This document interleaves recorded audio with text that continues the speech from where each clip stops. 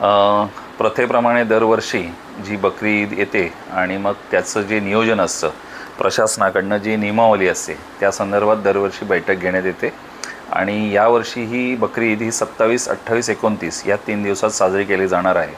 त्या अनुषंगाने आज पनवेल महानगरपालिकेमध्ये आम्ही सर्व उपमहापौर असतील, सभागृह नेते असतील, विरोधी पक्षनेते असतील आणि प्रशासनातले अतिरिक्त आयुक्त आणि पोलीस प्रशासनातले सर्व अधिकारी आणि लोकप्रतिनिधी आणि नागरिक यांची बैठक झाली। या बैठकीमध्ये जे नियम महाराष्ट्र शासनाने आखून दिलेले आहेत त्या नियमांच्या अधीन राहून जी कुर्बानी देण्यात येते त्याची जी नियमावली आहे आणि पनवेल महानगरपालिकेच्या वतीने त्यासाठी लागणारे स्वच्छतेचे किंवा इतर जी अनुषंगिक कामं आहेत या संबंधीची आज विस्तृत चर्चा झाली।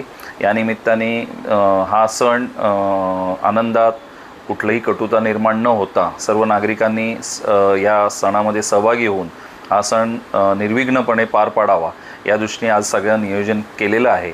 मी या निमित्ताने सर्व नागरिकांना बकरी ईदच्या मनपूर्वक शुभेच्छा देतो।